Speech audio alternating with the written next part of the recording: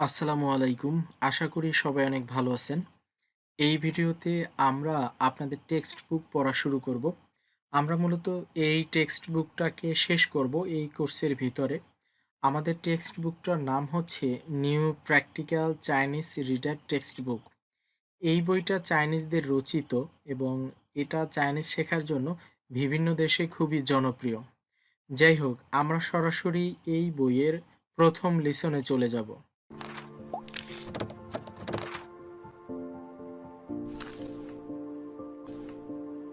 আমরা লিসন অনে চলে আসছি। এটা আপনাদের বইয়ের ৩ নাম্বার পেজে। এই বইয়ের সর্বমোট ১৪টা লেসন আছে। আমরা এই সম্পূর্ণ বইটা শেষ করব ইনশাআল্লাহ। আমাদের প্রত্যেকটা লেসনে বেশ কিছু টপিক আছে। আমরা সবগুলো টপিক পড়ব না। যেই টপিকগুলো দরকার ওই টপিকগুলো পড়ব এবং যেগুলো না পড়লেও হবে ওই টপিকগুলো অ্যাভয়েড করব। আমরা মূলত প্রত্যেকটা লেসন থেকে ডায়লগগুলো পড়ব এবং শব্দার্থগুলো পড়ব। প্রত্যেকটা লেসনে ২টা ডায়লগ আছে এবং ২ পার্ট শব্দার্থ আছে। আমরা প্রথমে শব্দার্থগুলো পড়ব, তারপর ডায়লগ ২টা পড়ব এবং কিছু অতিরিক্ত শব্দার্থ থাকবে যেগুলো আমরা হোমওয়ার্ক হিসেবে বাসায় সলিউশন করব বা ওইগুলো দিয়ে সেন্টেন্স মেকিং এ ট্রাই করব। তাহলে এখন আমরা প্রথম যেই ডায়লগটা আছে এই ডায়লগের জন্য আবার কিছু শব্দার্থ দেওয়া আছে আপনাদের বইয়ের ৪ নাম্বার পেজে। এই শব্দার্থগুলো দেখব। শব্দার্থ দেখার পরে আমরা এই ডায়লগটা পড়ব। তাহলে আমাদের যে সুবিধাটা হবে, শব্দার্থ আগে পড়লে আমরা ডায়লগ খুব ভালোভাবে বুঝতে পারবো। আমরা তাহলে শব্দার্থগুলো আগে দেখে নেই। প্রথম ডায়লগের জন্য যে শব্দার্থ আছে ৪ নাম্বার পেজে আপনাদের বইয়ে, এখানে ১ নাম্বার শব্দ অর্থ নি, থার্ড টোনে বলতে হবে নি, তুমি বা আপনি যেটাই আমরা বলি। তারপরের শব্দ হাও, হাও, এটার অর্থ হচ্ছে ভালো বা এটা দ্বারা ওকেও বোঝায়। তারপরে এখানে ২টা নাম আছে। এই নামগুলো আসলে পড়তে হবে না, এগুলো পড়ার কিছু নেই। আমরা এখান থেকে এই ২টা শব্দই পড়ব। শব্দ ২টা আমি আবারও বলে দিচ্ছি। নি, নি, হাও, হাও। আমরা এই ২টা শব্দের অর্থ আগেও শিখে ফেলেছি। আমরা এখন দেখব যে প্রথম ডায়লগে কি লেখা আছে সেটা একটু দেখব। এখানে লু ইউফিং নামে এক ব্যক্তি লিপো নামের এক ব্যক্তিকে বলতেছে, ডেকে বলতেছে লিপো, মানে নাম ধরে ডাক দিছে। তারপর বলতেছে নি হাও। নি হাও মানে হচ্ছে হাই বা হ্যালো। এটা আমরা আগেও শিখেছি। তো লু ইউফিং লিপোকে ডেকে বলতেছে নি হাও, হাই বা হ্যালো। এখন এই লিপো, লিপো আবার বলতেছে নি হাও মানে হ্যালো। লিপোকে বলছিল হাই, লিপো বলছে হ্যালো।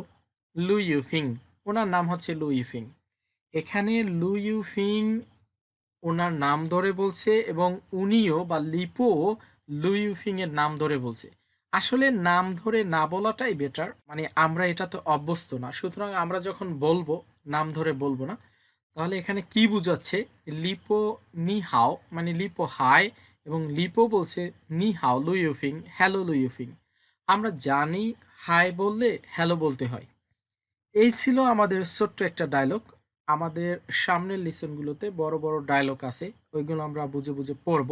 এখন আপনাদের কাজ কি? আপনাদের কাজ হচ্ছে শুরুতে এই শব্দার্থগুলো, যেই শব্দার্থগুলো থাকবে ওই শব্দার্থগুলো ভালো করে মুখস্থ করবেন, একবারে ঠোঁটস্থ করে ফেলবেন। চাইনিজ টু মিনিং পড়বেন, বাংলায় পড়বেন অবশ্যই, কারণ তাহলে কথা বলতে সুবিধা হবে যেহেতু আমরা বাঙালি। চাইনিজ টু বাংলা পড়বেন, বাংলা টু চাইনিজ পড়বেন। এরপর এই দুইটাই না দেখে লেখার চেষ্টা করবেন, খাতায় প্রচুর লিখতে হবে। আর অবশ্যই যখন পড়বেন, পড়ার সময় টোন সহকারে পড়বেন। কোন শব্দটার উপরে কোন টোন সেটা আপনাকে মনে রাখতে হবে। কিভাবে মনে রাখবেন এটার কোনো নিয়ম নেই। আপনি যখন বারবার লিখবেন, বারবার বলবেন, তখন আস্তে আস্তে আস্তে আস্তে এটা মাথায় গেঁথে যাবে। শুরুতে হতাশ হওয়া যাবে না যে আমার টোন মনে থাকে না। টোন মনে রাখার জন্য আপনাকে বারবার লিখতে হবে। দেখবেন আস্তে আস্তে এটা অটোমেটিকলি আপনার মনে থাকতেছে। তাহলে আপনার শুরুর কাজ হচ্ছে শব্দার্থগুলো পড়া। শব্দার্থগুলো পড়ার পরে আপনি ডায়লগটা পড়বেন, বুঝে পড়বেন, ভালো করে পড়বেন। ৩-৪ বার পড়বেন। তারপরে আপনারা সরাসরি চলে যাবেন ইউটিউবে। এই বইটার প্রত্যেকটা ডায়ালগের জন্য একটা ভিডিও টিউটোরিয়াল দেওয়া আছে, যেটা আপনাকে চাইনিজ ভাষা শিখতে খুব বেশি হেল্প করবে। আপনারা ইউটিউবে গিয়ে সার্চ দিবেন প্র্যাকটিক্যাল চাইনিজ রিডার অন লিখে।